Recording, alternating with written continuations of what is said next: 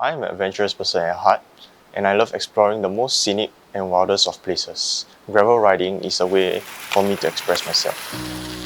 I am super grateful to be given the opportunity to challenge myself on a greater scale. In 2022, I was given the opportunity to take part in the first ever Gravel World Championships. Hi, I'm Jared Hui, and this is my story.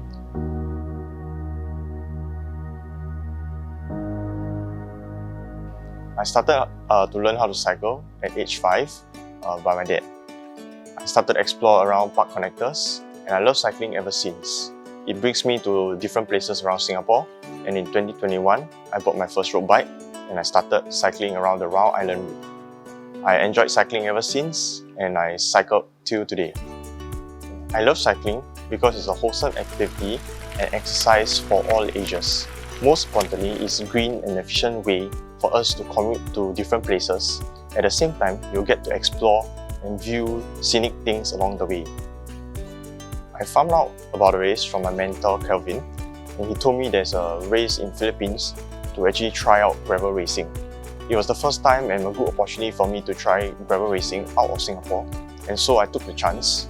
I find it that is a good benchmark for me to actually know how I can race and to experience my first bike race.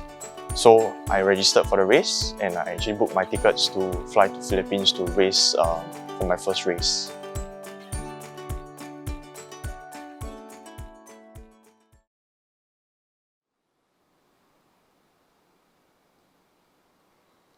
The day in Polygon was challenging.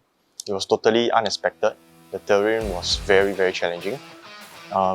There wasn't terrain in Philippines that was any like Singapore.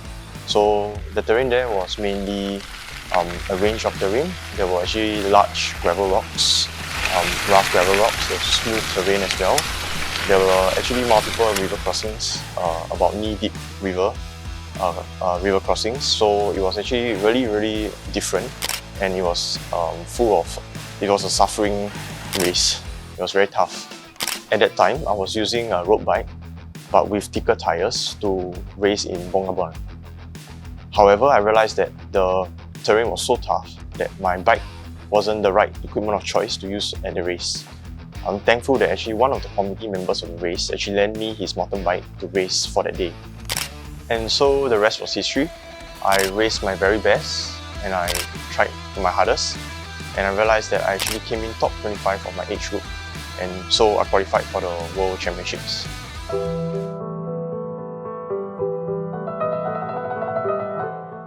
So when I reached Italy, where the Gravel World Championships was held, the first thing I did was to recce the first and the last part of the route. The first part of the route were mainly very scenic.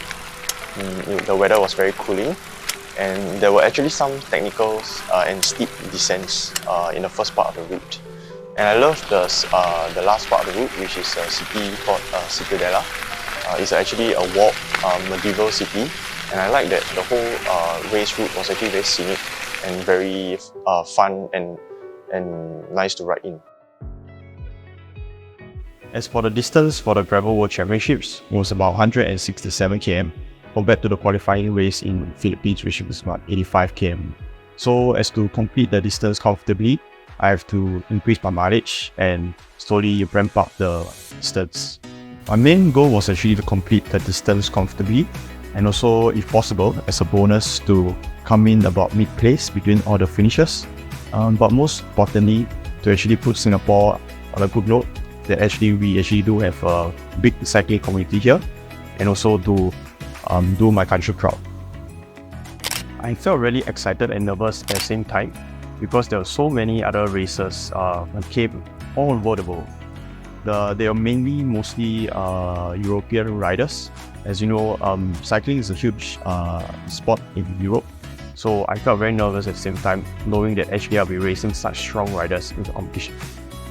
There were a few challenging parts of the race. The first part was actually a technical steep climb, which was actually on rough gravel surface, which is actually all the way up to the church on the top of the hill. And it was actually a very steep technical descent through a park, and the road was actually quite narrow. and I had actually tussled other riders to actually gain position, and that was very tough.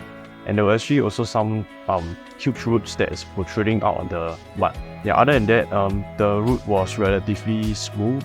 There was smooth gravel, and the last part, the race, there were actually some sharp turns and towards the finishing line. I struggled mentally and physically towards the end of the race as I ran out of water and nutrition. However, looking back, when I think about my family and friends and how they actually supported me back home by tracking my live results and actually tuning in to the live video and the race, I felt very motivated and I persevered to continue. It was a very memorable experience overall, and I was very happy to have completed the race eventually. I was actually featured on the Gravel World Championships organizers' Instagram page. They dedicated a post to me. I was actually very surprised by their kind gesture and view. Basically, that happened because I came in actually one of the last few in my age group. So when I was actually at the finishing line, they were actually tearing down the entire race venue, slowly tearing down everything. And so I didn't have the chance to actually have the timing for my race. But the organizers were actually very impressed by my fighting spirit and perseverance to actually complete the race. At the end of the race, I definitely felt very tired and very drained of energy.